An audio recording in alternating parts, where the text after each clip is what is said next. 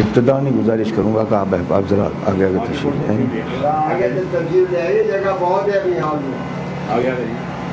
اللہم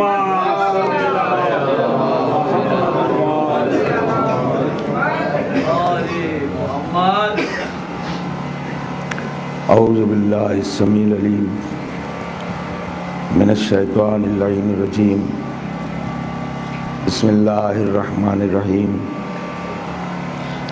الحمدللہ الذی ہدانا لمعرفتہ وخصنا بولایتہ ووفقنا لطاعتہ والصلاة والسلام علی اصل ما فی الوجود سر اللہ فی کل موجود نقطۃ دائرۃ الوجود صاحب اللواء الحمد والمقام المحمود الرسول المصدق المصطفى الامجد المحمود الاحمد ابی القاسم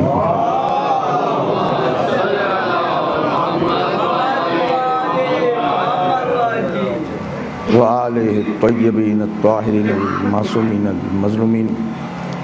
رب اشرح لی صدری ویسر لی امری واحلل عقدۃ من لسانی یفقہوا قولی. درود پڑھیں محمد و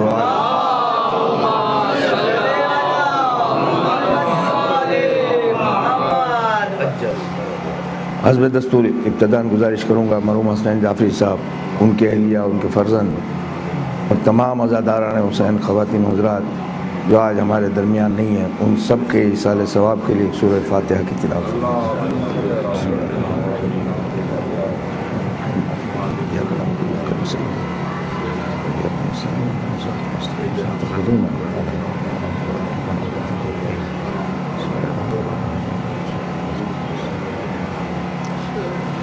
ایک مرتبہ مل جل کے امام زمانہ کی سلامتی کے لیے بآواز بلند درود پڑھ دیں محمد.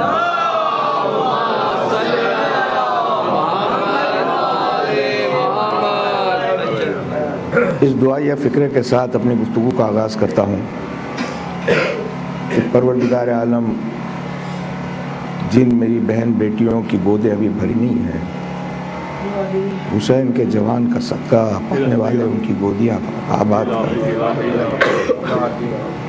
عزیز و اولاد ایک عظیم نعمت ہے.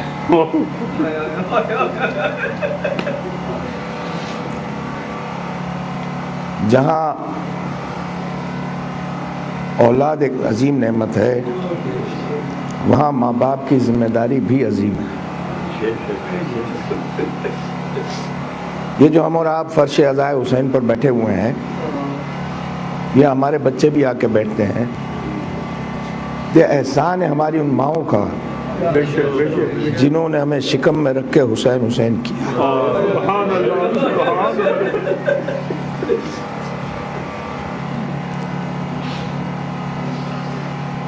عزیزو، جہاں والدین کی ذمہ داریاں ہیں، وہاں اولاد کی بھی ذمہ داری ہے. اولاد کی بھی ذمہ داری ہے. میرے سامنے نوجوان تشریف فرما ہے جن کے والدین زندہ ہیں، پروردگار عالم ان کے والدین کو سلامت رکھے، اور جن کے چلے گئے ہیں پروردگار عالم ان کی بخشش فرمائے. عزیزو، آپ نے ماں کا حقوق تو بہت سنے ہوں گے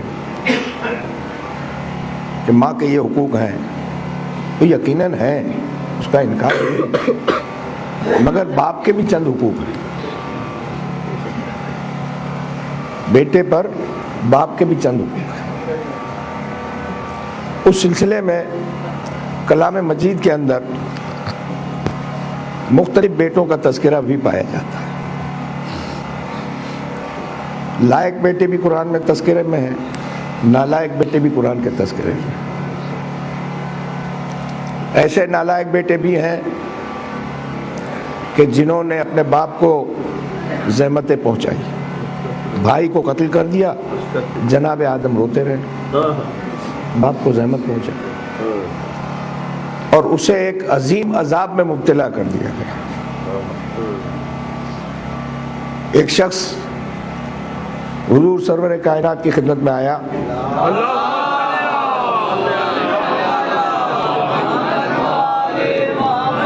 مفہوم روایت جو ہے وہی بیان کر رہا ہوں. وہ کہنے لگا سرکار میں حضر الموت کے علاقے کا رہنے والا ہوں. یہ علاقہ یمن کی طرف ہے. میں یہاں مدینہ آپ کی طرف آ رہا تھا. مجھے پانی کی پیاس محسوس ہوئی. میں نے ادھر ادھر نظر دوڑائی. دور مجھے کنواں دکھائی دیا. میں وہاں پہنچا. جو ظرف میرے پاس تھا, مشکیزہ میرے پاس تھا, اس کو کسی چیز میں باندھا اور کنویں میں اتارا اور بھر کے میں نے اٹھا لیا. ایسے میں نے دیکھا کہ ایک شخص الٹا لٹکا ہوا اس کنویں کے پاس آیا. الٹا لٹکا ہوا آسمان سے, اور کہنے لگا کہ میں بہت پیاسا ہوں, مجھے پانی پلاؤ. حضور میں نے جب پانی اس کی طرف بڑھایا تو اسے پھر اٹھا لیا گیا. پھر کچھ دیر کے بعد پھر وہ آیا. میں اپنی سواری پہ سوار ہو رہا تھا. اس نے پھر پانی کا مطالبہ کیا. میں نے پھر پانی اس کی طرف بڑھایا, اسے پھر اوپر اٹھا لیا. 2-3 مرتبہ جو اس طرح ہوا تو پھر اس کے بعد میں نے توجہ نہیں کی. میں آپ کے پاس آ گیا. حضور مجھے یہ بتلائیے یہ ماجرا کیا ہے؟ کہا یہ قابیل ہے کہ جس نے اپنے بھائی کو قتل کیا تھا اور اپنے ماں باپ کو پریشان کیا تھا, ان کو زحمت پہنچائی تھی, ان کو غم پہنچایا تھا. پروردگار عالم نے اسے زنجیر سے الٹا آفتاب کے اندر لٹکا دیا ہے. قیامت تک وہ اسی طرح لٹکا رہے گا. ماں باپ کی عزت بہت ضروری ہے. کلام مجید میں بہت سارے فقرے ہیں, تاکیدن بھی ہے اور دعا یا فقرے بھی ہیں کہ دعا میں کہا کرو رب ارحمہما کما ربیانی صغیرا, پروردگار ان پر رحم کر جس طرح انہوں نے ہمارے بچپنے میں ہم پر رحم کیا. ربنا اغفر لی ولوالدی وللمؤمنین یوم یقوم الحساب, پروردگار یوم حساب میں مجھے, میرے والدین کو اور تمام مومنین کو بخش دے. بہت سارے فکرے ہیں, بہت سارے فکرے. یہ تو ایک عام آدمی کی بات میں نے کہی. اب میں آپ کے سامنے ایک نبی کا قصہ مختصراً عرض کرنا چاہتا ہوں. کشتی میں سوار ہیں, طوفان, پانی جمع ہو چکا ہے, کشتی سطح آب پر ہے کہ ایسے میں نوح کی نگاہ اپنے بچے کے اوپر گئی, اپنے لڑکے پہ پہنچی. آواز دی یا بنیا, اے میرے لال, ارکب معنا, ہمارے ساتھ سوار ہو جاؤ. یہ کلام مجید کی آیت ہے. اس نے کہا نا میں نہیں سوار ہوتا, میں اس پہاڑ پہ چلا جاؤں. کہا آج کے دن کوئی شخص نہ بچے گا سوائے جو اس کشتی میں سوار ہو جائے. قرآن کہتا ہے کہ نوح اور اس کے بیٹے کے درمیان ایک موج حائل ہو گئی اور بیٹا غرق ہو گیا.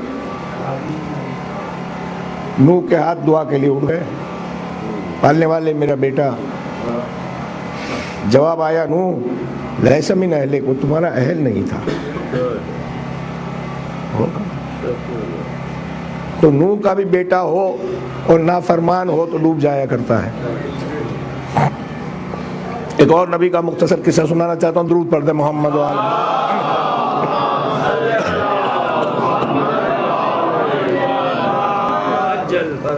جناب یوسف خواب دیکھا. سورہ یوسف کلام مجید کا 12واں سورہ ہے, ترجمہ پڑھ لیجئے گا. خواب دیکھا کہ آفتاب و مہتاب اور ستارے انہیں سجدہ کر رہے ہیں. باپ نبی ہے, باپ سے آ کے خواب بیان کیا. باپ نے کہا میرے لال خبردار, یہ خواب اپنے بھائیوں سے نہ بتانا. وہ کسی صورت بھی ان کو اطلاع ہو گئی. انہوں نے ایک پکنک کا پروگرام بنا لیا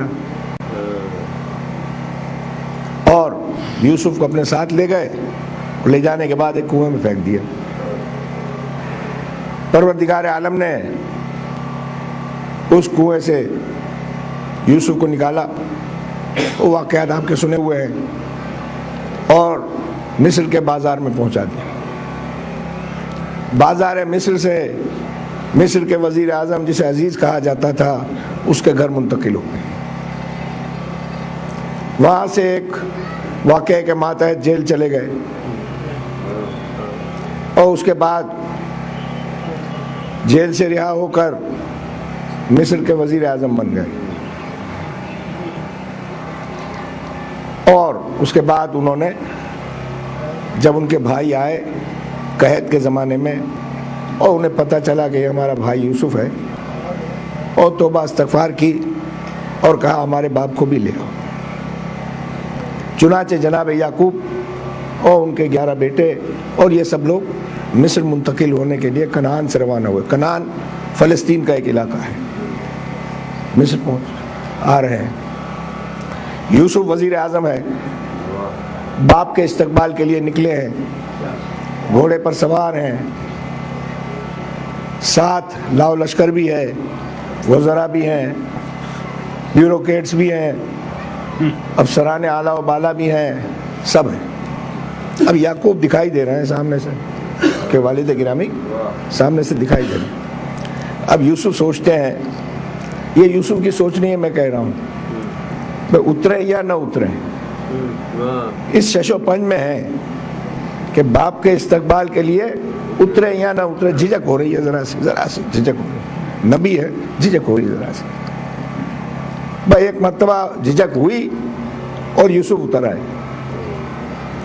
اس درمیان میں یوسف نے یہ محسوس کیا کہ ان کے سیدھے ہاتھ کی شہادت کی انگلی سے کوئی شے نکل گئی.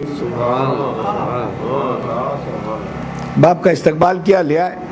جب جبریل سے ملاقات ہوئی, کہا جبریل یہ کیا ہوا؟ کہا یہ جو جھجک تھی تمہاری ایک آنے واحد کے لیے, پروردگار عالم کو یہ گوارا نہ ہوئی, لہذا نور نبوت تمہاری نسل سے ہٹا دیا گیا.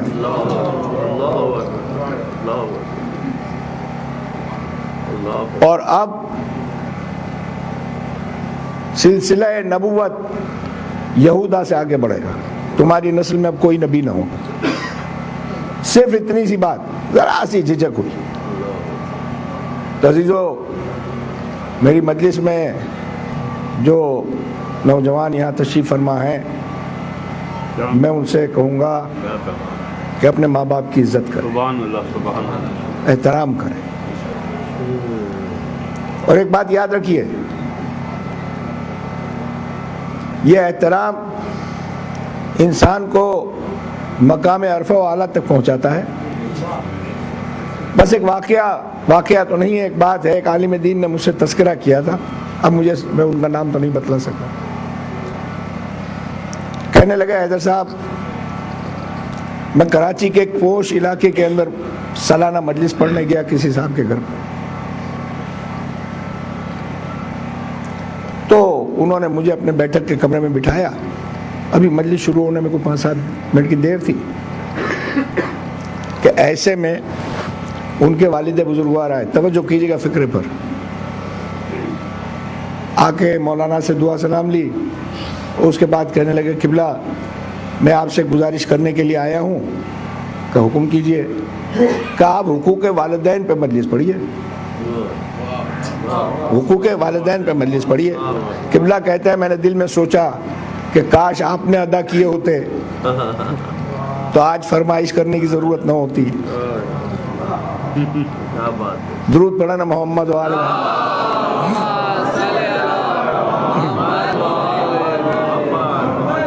اب زندگی میں تو جو کچھ ہوتا ہے وہ ہوتا ہے, مگر میں امام معصوم کا ایک قول عرض کرنا چاہوں گا.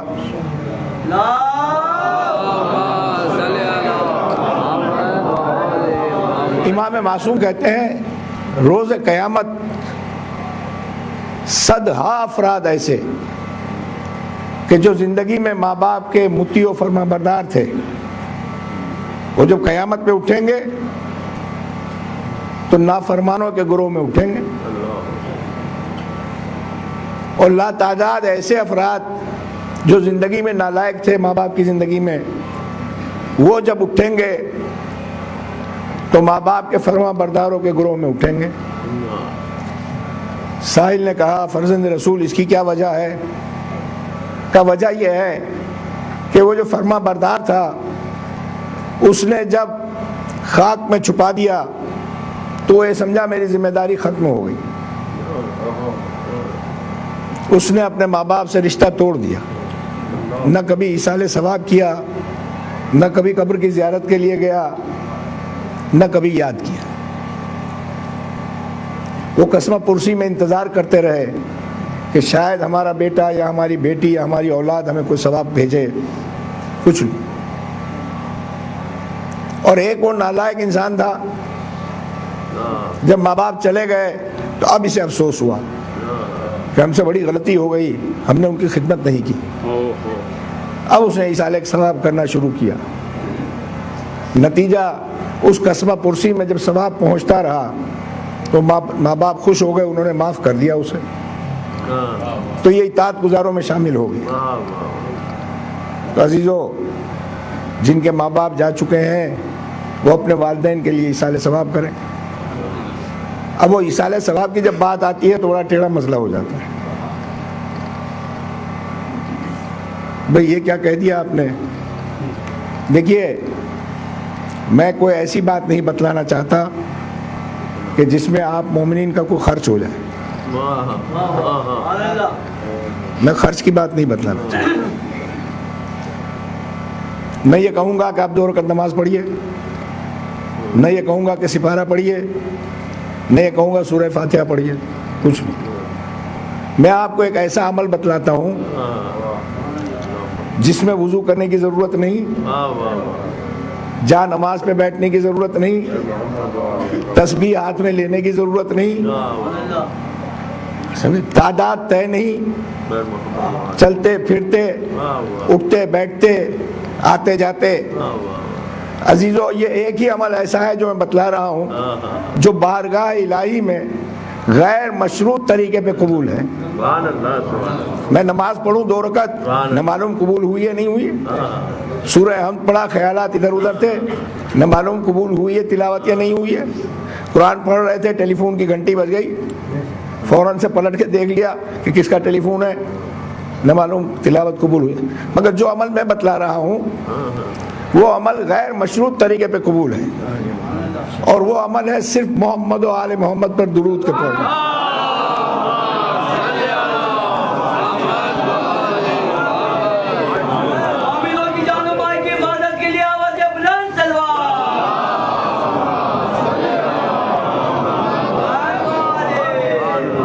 چلتے پھرتے اٹھتے بیٹھتے، بس میں جا رہے ہیں، وین میں جا رہے ہیں، اپنی گاڑی میں جا رہے ہیں، اسکوٹر پہ جا رہے ہیں، پیدل جا رہے ہیں، دفتر میں جا رہے ہیں، کسی سے ملنے کے لیے جا رہے ہیں، چاہے ایک ہی مرتبہ، یہ نہیں کہ آپ 1000 مرتبہ پڑھ لیں، 100 مرتبہ پڑھ لیں، ایک مرتبہ ہی اگر پڑھ لیا ہے تب بھی رات کو سوتے وقت جب بستر پہ جائیں تو کہ پالنے والے جو درود آج میں نے پڑھا اور اس کا جو ثواب تو نے مجھے عطا کیا ہے، انہی محمد و آل محمد کے صدقے سے میرے والدین کو پہنچا دے.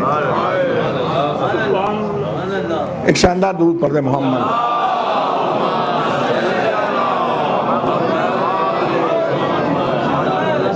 پروردگار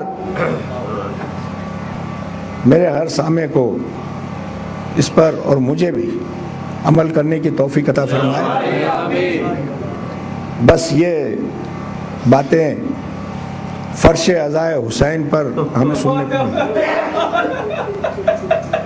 دیکھتے دیکھتے ایام عزا کے 5 دن گزر گئے، 3-4 دن رہ گئے.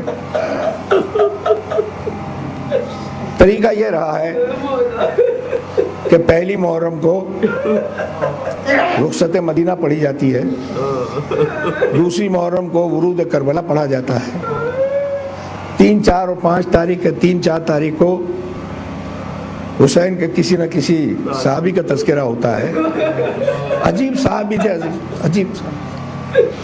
جب گھوڑے سے گرتے تھے اور حسین جاتے تھے، زانوں پہ سر رکھتے تھے، تو اگر دم ہوتا تھا تو آنکھ کھول کے ایک سوال پوچھتے تھے حسین سے. کہتے تھے وفائی تو یا ابا عبداللہ، فرزند رسول میں نے آپ سے وفا کی ہے. یہی فکرہ سن کے حسین کہتے تھے جیسے اصحاب مجھے ملے، نہ میرے بابا کو ملے، نہ میرے نانا کو ملے، نہ میرے بھائی کو۔ اور پھر ہمارے یہاں 5 تاریخ سے عام طور پر خانوادہ عصمت و طہارت کے شہداء کا تذکرہ ہوتا ہے۔ 6 تاریخ کو عام طور پر میں نے سنا یہی ہے کہ حسین کے 18 برس کے لال کا تذکرہ۔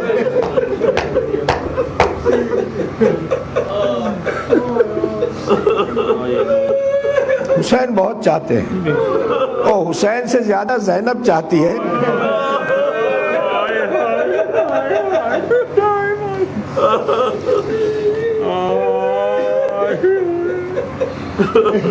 من جانب کوفہ سواریاں چل رہی ہیں، ایک مقام پر حسین نے پڑاؤ کیا، ٹھہرے ہیں۔ اس منزل کا نام منزل سالویہ ہے۔ صبح کی نماز کے بعد، رات کو قیام کیا ہے، صبح کی نماز کے بعد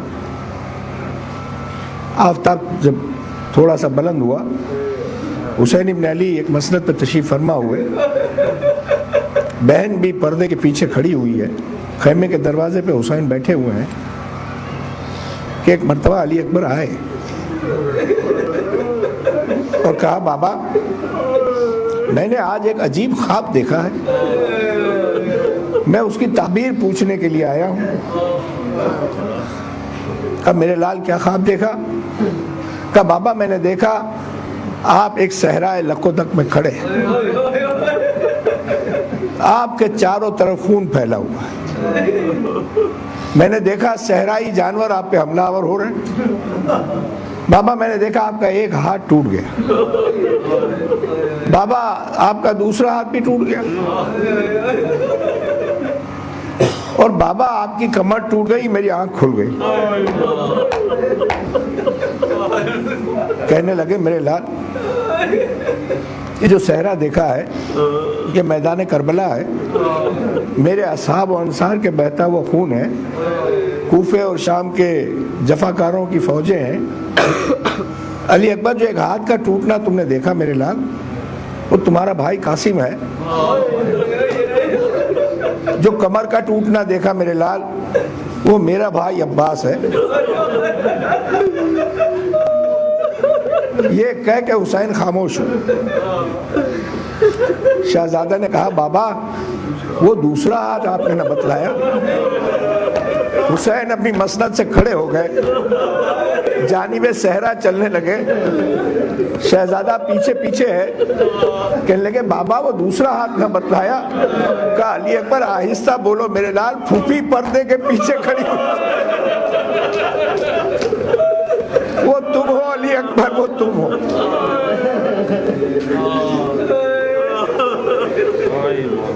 کربلا ہوئی، صبح عاشور ہوئی، شہزادے نے اذان دی، اس کے بعد فوج مخالف کی طرف سے کئی ہزار تیر بیک وقت چلائے گئے۔ جب یہ تیر باری ختم ہوئی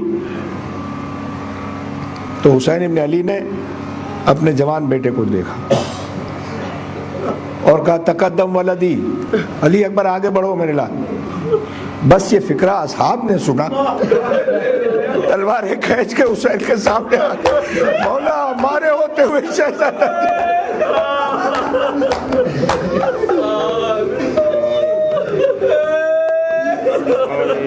اسی لیے جس طرح سے جناب اسماعیل کو ذبیح اللہ کہا جاتا ہے، اس شہزادے کو اول شہید کہا جاتا ہے۔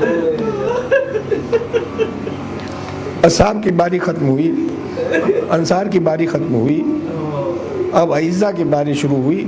اختلاف روایت ہے کہ اس شہزادے کو سب سے پہلے حسین نے بھیجا، یہ شہزادہ سب سے آخر میں، مگر بہر صورت حسین ابن علی نے بیٹے کے ہاتھ کو تھاما، بہن کے خیمے کے سامنے آئے تو کنیز نے پردے کو ہٹایا، حسین خیمے میں پہنچے اور کہا بہن تم نے زندگی میں جو کچھ کہا ہم نے اسے مانا ہے، تمہاری بات کو ہم نے کبھی رد نہیں کیا ہے۔ بہن آج میری خواہش ہے کہ علی اکبر کو جانے کی اجازت دے دو۔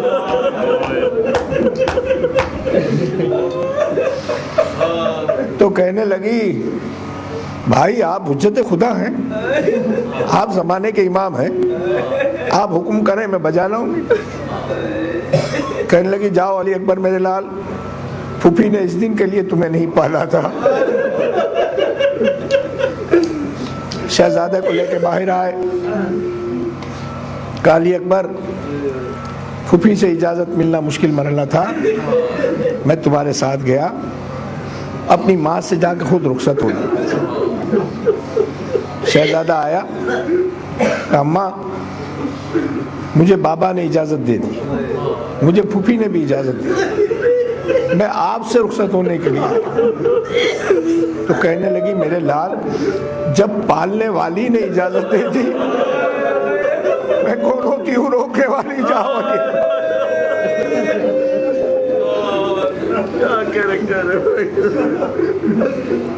باہر آئے، میں مزید رخصت تو نہ پڑھوں گا۔ ایک مرتبہ آواز دی کوئی ہے میرے لال کی سواری کا لانے والا؟ کسی نے سواری کو سامنے کیا، لجا میں فرض کو تھاما، کہا میرے لال سوار ہو جاؤ۔ علی اکبر کو سوار کیا۔ ایک بات یاد رکھیے، حسین ابن علی نے روز عاشور جب کسی بھی شہید کو روانہ کیا ہے تو قرآن کی ایک آیت کی تلاوت کی۔ بیٹے کو روانہ کرتے وقت، رخصت کرتے وقت آیت پڑھی، ان اللہ اصطفیٰ آدم و نوحا وآل ابراہیم وآل عمران علی العالمین۔ اس آیت کی تلاوت کی، بیٹے کو سوار کیا۔ حسین بیٹے کو سوار کر رہے تھے کہ حسین کی نگاہ پسر سعد پہ پہنچی۔ تاریخ عاشورہ گواہ ہے کہ اس طرح کا فکرہ حسین کی زبان سے نہ نکلا، مگر بیٹا کیا جا رہا تھا کہ حسین ابن علی نے کہا یا ابن سعد خدا تیری نسل کو قطع کرے، تو نے میری نسل کو قطع کرے۔ شہزادہ میدان کے لیے چلا۔ اب عزیزوں منظر یہ تھا، چشم تصور سے دیکھیے کہ 18 برس کا میرا شہزادہ گھوڑے پہ سوار، 57 برس کا میرا امام پیچھے پیچھے۔ کچھ دور جا کے کہنے لگے بابا آپ کب تک میرے پیچھے آئیں گے؟ کہا علی اکبر کاش تم صاحب اولاد ہوتے میرے۔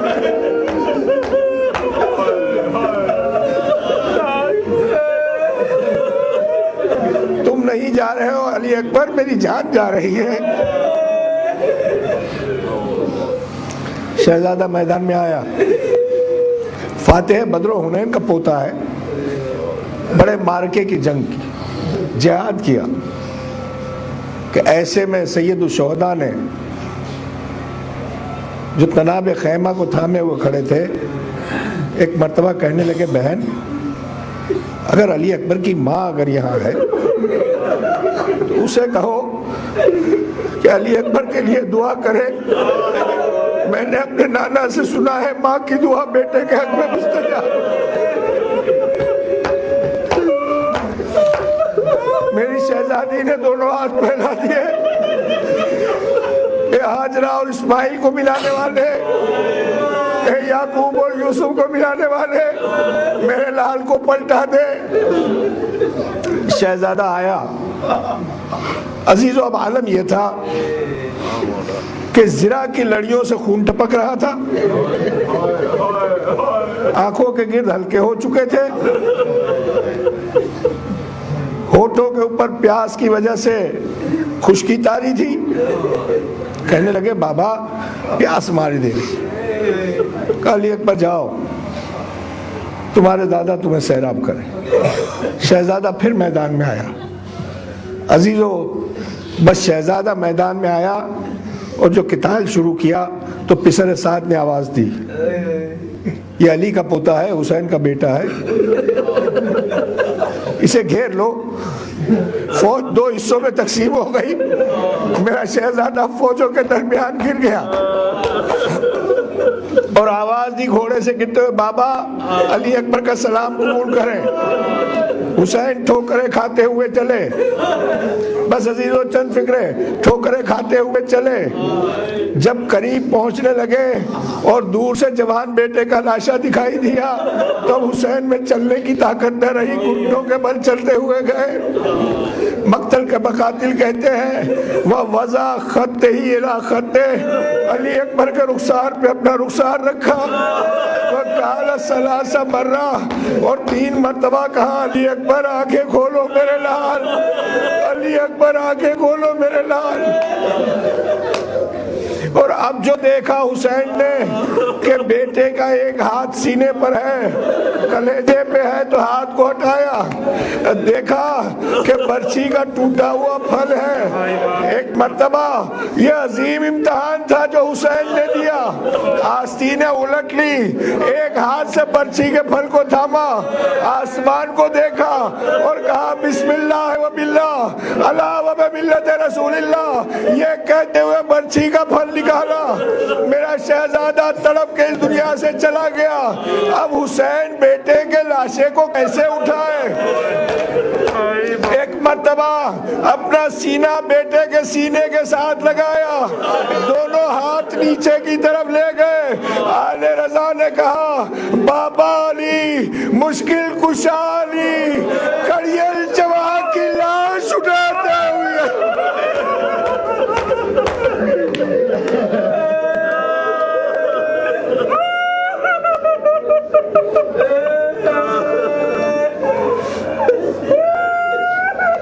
الہی سیدی و مولائی و ربی, خداوندہ ہمارے ان حقیر آنسوں کو دامن زہرا میں جگاتا تھا. ان مقامات کو آباد رکھ جہاں سے آئے حسینہ آوائے حسینہ کی صدائیں. پالنے والے زندگی میں زیارت حسین اور عاقبت میں ان کی شفاعت سے بہرمند. پروردگار اس روئے زمین پر جہاں جہاں عزائے سید الشہداء کا انعقاد ہے, مجالس ہیں, جلوس ہیں, ماتم ہے, پروردگار عزائے سید الشہداء کی اور عزاداروں کے لیے تو اپنی طرف سے خصوصی حفظ و امان عطا فرما. جو لوگ عزائے حسین کے خلاف منصوبے بنا رہے ہیں ان منصوبوں کو ناکام کر دے, ان کی جمعیتوں کو پراگندہ کر دے, ان کے شیرازوں کو منتشر کر دے. پالنے والے میری شہزادی زہرا کا واسطہ ہمارے درمیان جو احباب پریشان ہیں ان کی پریشانیوں کو دور فرما. پروردگار جو احباب حاجت مند ہیں ان کی حاجتوں کو میری سیدانی کا صدقہ پوری فرما. وارث فرش عزائے حسین سرکار حجت کو اذن ظہور عطا فرما. ہمیں ان کے غلاموں اور خدمت گزاروں میں شمار فرما. ہماری دعاؤں کو میری شہزادی زہرا کے صدقے سے اپنی بارگاہ میں شرف قبولیت عطا فرما. ان اللہ و ملائکتہ یصلون علی النبی یا ایھا الذین آمنوا صلوا علیہ وسلموا تسلیما.